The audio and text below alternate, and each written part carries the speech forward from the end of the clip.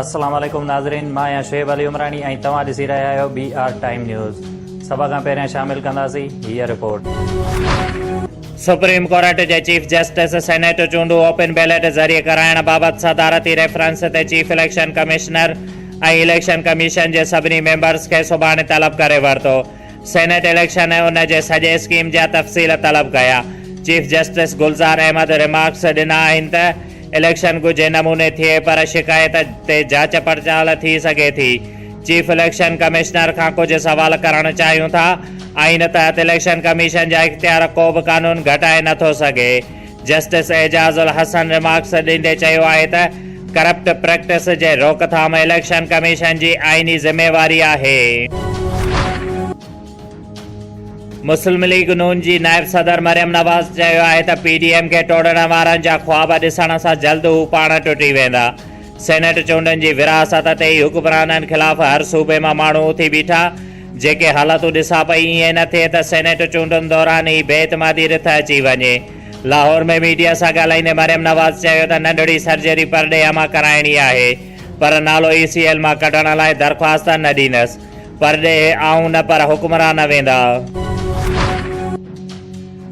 Senate चूंडनि वारे मामले ते PTI में सख़्त इख़्तिलाफ़ साम्हूं अचण खां पोइ वज़ीर आज़म इमरान ख़ान पार्टी पार्लियामानी बोर्ड जो हंगामी इजलास सॾाए वरितो। सिंध में फैसल वावडा सैफुल्ला अबड़ो खे टिकट ॾियण ते PTI सिंध जे अॻुवाणनि खे सख़्त एतिराज़। KP में नजीबुल्ला खे टिकट वारे ॻाल्हि पार्टी अॻुवाणनि खे न वणी। वज़ीर आज़म जी सदारत हेठि इजलास में टिकट्स वारे मामलनि खे हतमी शिकिल ॾिनी वेंदी। PTI सिंध जा मामला ॾिसण लाइ परॾेही वज़ीर शाह महमूद कुरैशी कराची पहुतल। पार्टी सूबाई अॻुवाणनि सां मुलाक़ात करे टिकट्स वारे मामले ते पैदा थियल इख़्तिलाफ़ ख़तमु कराइण जी कोशिश कंदो। PTI जे बानी अॻुवाण अकबर एस बाबर इमरान ख़ान मथां संगीन इल्ज़ाम लॻाईंदे पार्टी फंडिंग बाबति स्क्रूटनी कमेटीअ जे फ़ैसिले खे इलेक्शन कमीशन में चैलेंज करण जो ऐलान करे छॾियो। इलेक्शन कमीशन ॿाहिरां मीडिया सां ॻाल्हाईंदे अकबर एस बाबर चयो आहे त स्क्रूटनी कमेटीअ में इंसाफ़ जा बखिया ओॾे ॾिया विया।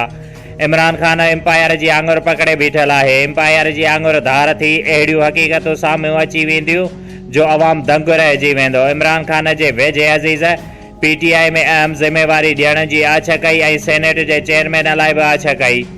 जेके मूं थुॾे छॾियूं हाणे कूड़ा केसेस दाख़िल कया पिया वञनि।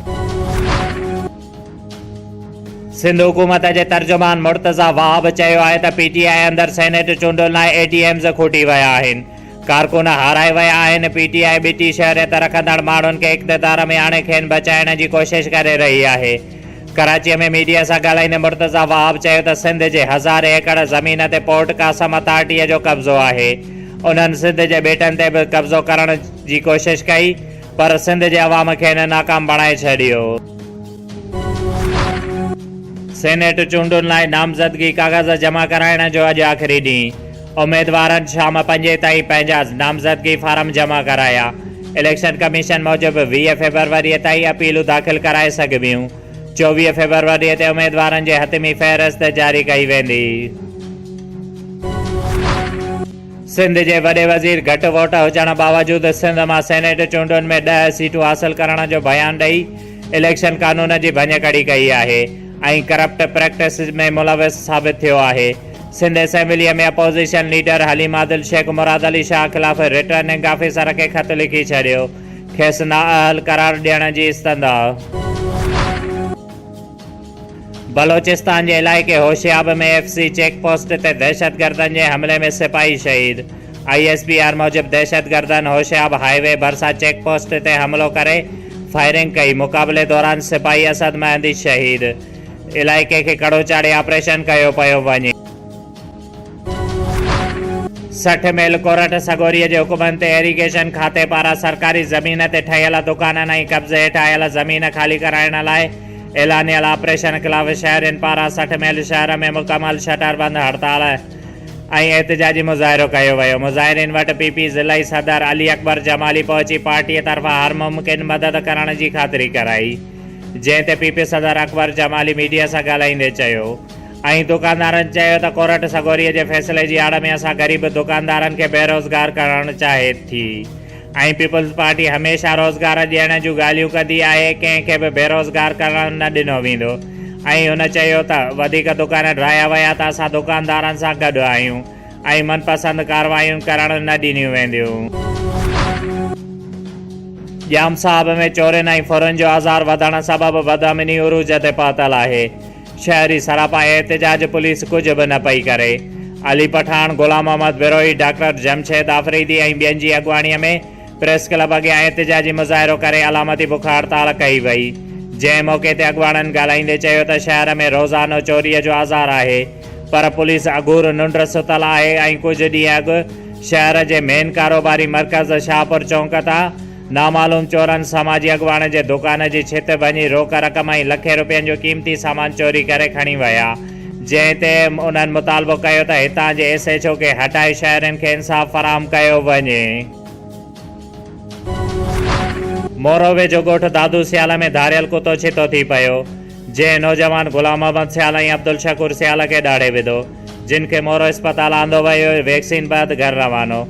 जंहिं मौक़े ते नौजवान ॿुधाए त ॻोठु दादू सियाल में मोहम्मद अज़ीम सियाल ऐं नदीम सियाल वारनि जे घर में कुतो ॿधल हुयो, जेको छितो थी पियो ऐं असांखे ॾाढे विधो, जंहिं ते असां कुते खे मारे छॾियो आहे। जंहिं ते मालिकनि मच्छर जी असां मथां NC कटवाई आहे। जंहिं ते हुननि मुतालबो कयो त मज़गूरा माण्हुनि ख़िलाफ़ कार्रवाई करे असांखे इंसाफ़ फराहम कयो वञे। जमियत उलमा इस्लाम ज़िले नवाबशाह जे मजलिस उमूमीअ जो इजलास अमीर मोहतरम जनाब कारी अब्दुल क़यूम चन्ना साहब जे ज़ेर सदारत में अल्लाह वाली मस्जिद में थी गुज़रियो, जंहिं में ज़िले जे अमलनि पंहिंजूं रिपोर्ट्स पेश कयूं। ऑल प्राइमरी टीचर्स एसोसिएशन पारां कराचीअ में उस्ताद जी नियाणीअ सां जवाबदारनि पारां जिन्सी ज़्यादती करण वारे वाक़े ख़िलाफ़ मोहम्मद सालिम ज़रदारी, इम्ताद अली ख़ासकेली ऐं ॿियनि जी अॻुवाणीअ में नवाबशाह प्रेस क्लब ॿाहिरां एहतजाजी मुज़ाहिरो कंदे चयो त वहशी सिफ़त दरिंदनि खे दहशतगर्दी एक्ट तहत सज़ा ॾिनी वञे। म्यूनिसिपल कमेटी नवाबशाह जे क्लार्कनि पारां पघारूं जारी न थियण वारे अमल ख़िलाफ़ परवेज़ सोलंगी, मोहम्मदुद्दीन भट्टी ऐं ॿियनि जी अॻुवाणीअ में एहतजाजी मुज़ाहिरो कयो वियो, जंहिं में हुननि चयो त असांजूं पघारूं जारी कयूं वञनि। आमरी शाख जे आबादगारनि पारां पाणीअ जी खोट ख़िलाफ़ मुराद ख़ासकेली, जुम्मन जमाली ऐं ॿियनि जी अॻुवाणीअ में प्रेस क्लब साम्हूं एहतजाजी रैली कढी वई, जंहिं ते हुननि मुतालबो कयो त असां आमरी शाख जे आबादगारनि खे पंहिंजे हिसे जो पाणी ॾिनो वञे। नवाबशाह लबैक पाकिस्तान सिटी नवाबशाह पारां पार्टी कन्वेंशन मुनक़िद कयो वियो, जंहिं में मुख़्तलिफ़ मकतब ऐं फ़िक्र जे माण्हुनि वॾे अंग में शिरकत कई। डिस्ट्रिक्ट नौशर फिरोज़ जे मेन रेशम गलीअ में पहिरियों भेरो ॿारनि जी तफ़रीह लाइ प्ले लैंड खोलियो वियो आहे, जंहिं में जदीद क़िस्म जा ॿारनि जा झूला लॻाया विया आहिनि।